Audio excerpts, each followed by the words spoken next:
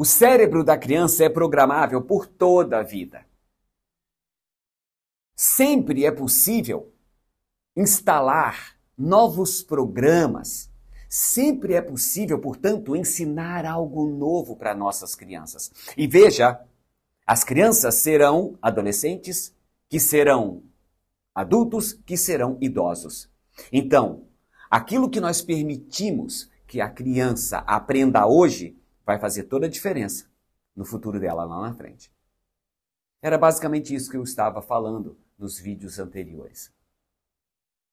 Alguns circuitos básicos já nascem com a criança para poder ajudá-la a manter a vida. Por exemplo, a criança tem o circuitinho do xixi, o circuitinho do cocô.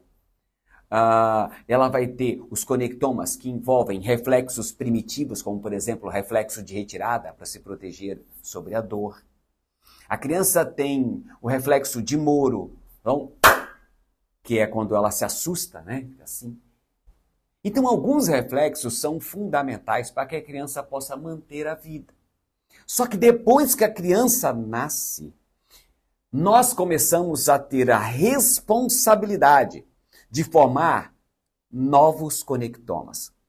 E esses conectomas, na verdade, são as conexões que ocorrem entre os neurônios e que formam circuitos neuronais que podem, por exemplo, resultar em uma percepção visual, ou seja, eu estou vendo algo, uma percepção auditiva, agora eu estou escutando algo e estou entendendo.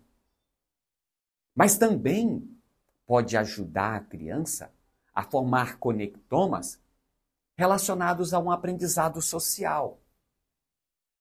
Se isso é verdadeiro, e portanto você consegue perceber o quanto de impacto tem no fato do cérebro da criança ter o cérebro programável por toda a vida, a importância que a família tem, que a escola tem, e que todos aqueles que conseguem ter acesso à criança têm. O impacto é extremamente significativo. Então a verdade é que, quando nós não pensamos ou não temos essa consciência exata e delegamos a outras pessoas passarem tempo com nossos filhos, nós também estamos permitindo que essas pessoas ensinem algo novo. Portanto, que instalem programas novos, que não necessariamente vêm de encontro aos nossos princípios de comportamento social. Que, por enquanto, pode simplesmente não ser o momento para ela entrar em contato com aquela informação. Já pensou nisso? Às vezes as suas crianças elas estão sendo hiperestimuladas por várias informações sensoriais, visuais, auditivas. Hoje nós temos esse problema de hiperestimulação.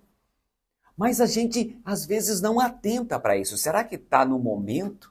Será que é legal eu apresentar esses estímulos agora para formar determinados conectomas e, portanto, instalar esse programa nesse momento?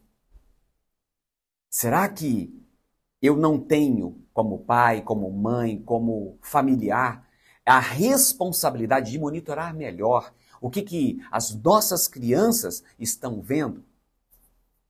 Elas estão ouvindo, do que elas estão participando, do meio em que elas estão inseridas. Por isso que é tão importante, por exemplo, quando a criança sai do ambiente familiar, porque o ambiente familiar é pai, mãe presente, irmãos, aí a importância dos irmãos, tá todo mundo de olho ali, tá todo mundo ligadão para ver o que está rolando, o que a criança está fazendo, né? Muitas vezes você acaba descobrindo que ela aprendeu algo novo, em um outro lugar você fala, ué, quem ensinou isso para essa criança? E aí você se surpreende. Por quê? Porque você está delegando. Então o fato de a criança, por exemplo, ir muito cedo para a escolinha, com aquela questão de que, não, lá ela vai aprender um monte de coisa com as crianças e tal, mas vai aprender o quê? Vocês não acham que a criança precisa ter um conhecimento de base, um conhecimento vindo da família, por quem é de confiança para poder passar essas informações, assim como existem circuitos básicos, né, que vem pronto, como eu falei, o circuitinho do choro, que eu acabei de falar, o circuitinho do xixi, do cocô, dos reflexos de proteção, né? Esse circuitinho que já vem pronto, será que depois de que esses circuitos, eles vindo pronto, os primeiros circuitos que devem ser instalados devem ser pela família, principalmente? Porque daí, o que acontece? Você vai configurando o cérebro da criança, fazendo rolar os programas sociais, os quais você gostaria que estivesse ali. Por quê? Porque a criança, ela até, olha só que interessante isso, até os 25 anos de idade, ela tem um cérebro pré-frontal, um córtex pré-frontal imaturo. E o que esse córtex faz? Ele toma a decisão, ele avalia aspectos morais do comportamento que você está expressando naquele meio. Ele vai controlar impulsos. Só depois dos 25 anos que ele vai ter controle inibitório sobre as suas ações, que ele vai aprender que daquele jeito não está dando certo, então ele tem que fazer de outro. Ele vai entender que nem tudo que ele quer vai poder ser feito. Até os 25 anos isso amadurece. Então, eu estou falando isso porque muitas vezes, como eu estou dizendo aqui agora, alguns pais ou delegam o aprendizado para algumas pessoas, principalmente esse aprendizado básico de convívio social, de interação social, que é aprendido muito cedo pelas famílias. Mas, além desse aprendizado, essas famílias delegam outros valores, né? Então, tudo isso precisa dos familiares próximos. E quando você não está próximo, você, portanto, permite que outras pessoas, outras informações, que muitas vezes aquela criança não está pronta para receber, ela tenha o acesso. E, portanto, isso comece a configurar o cérebro dela e o cérebro infantil. E que, portanto, vai fazer toda a diferença no cérebro adolescente, no cérebro adulto e, portanto, no cérebro de idoso. Então, o quanto o cérebro é programável, como eu disse, por toda a vida. Desde o nascimento, o cérebro da criança é programável. Só que a gente não pode esquecer que esses programas que vão rolar, dependem dos estímulos que a criança está se submetendo. E, portanto, esses estímulos dependem do ambiente em que a criança está inserida. Então, nós precisamos, como pais, como os professores, voltar a assumir a responsabilidade sobre que tipo de estímulo, que tipo de programa, que tipo de estimulação sensorial está configurando o cérebro da criança, que vai influenciar esse cérebro mais para frente. Então, assumir essa responsabilidade, cuidar principalmente dessa primeira infância. Eu costumo dizer que em alguns países com um índice de desenvolvimento humano bem maior do que o nosso, os melhores do mundo, aliás, os pais, depois que têm filho, depois que o filho nasce, né, eles podem ficar um tempo com o filho em casa. E esse tempo pode ir até 2 anos de idade.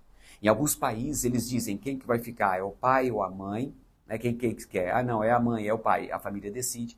E eles vão ficar ali até os 2 anos de idade, cuidando da criança, cuidando desses primeiros, vamos dizer, dessas primeiras interações com o meio. E quem melhor para interagir com o cérebro infantil da criança e fazer rodar os programas ideais do que a família, onde existe um laço afetivo, todo um cuidado emocional para a prole. Quantas vezes você, eu, fazemos coisas que são muitas vezes impensadas fazer para outras pessoas, a gente faz para os filhos da gente. Então, se isso é verdadeiro, se a gente é capaz de cuidar tão bem dos nossos filhos, então a gente precisa lembrar de que faz parte das nossas responsabilidades familiares estimular o cérebro da criança da maneira correta, com os valores sociais os quais nós pertencemos e valorizamos, né? e, portanto, ajudar a configurar o cérebro, programar um cérebro que nós tenhamos orgulho do que ele vai apresentar quando ele chegar na sociedade. Por exemplo, quando ele chegar na escola, aí os pais, é tão legal isso, esses dias eu recebi um elogio. O meu filho, ele vai para a escola de van, né? Um dos meus filhos vai para a escola de van, e Tupique, como diz aqui na região, e o rapaz, o que dirige a Tupique, o senhor que dirige a Tupique, fez um comentário dizendo e elogiando, olha, ele é o seu filho. Eu queria deixar aqui uma observação para vocês, que o filho de vocês, ele é extremamente educado, ele é um bom rapaz, ele conversa direitinho, ele respeita a gente, quando a gente fala, ele respeita, ele é um bom menino. Nós percebemos o quanto tem aqui, né, o papel dos pais na educação dos filhos. Então eu queria, já é um senhor, então tem uma visão um pouco diferenciada disso, já deve ter visto muita coisa que é de Tupique, então ele lida com crianças o tempo inteiro. Então quando ele falou, é bonito ver uma criança como filho de vocês, meus parabéns, ele deu os parabéns para nós. E eu confesso que eu fiquei bem feliz. É tipo assim, estou fazendo o meu papel, né? É uma felicidade, não é aquele negócio de me sentir superior a ninguém, mas é simplesmente de saber que nós estamos cumprindo o nosso papel como mãe, como pai, como família. Então, é isso. O cérebro da criança é programável por toda a vida. Pensa nisso.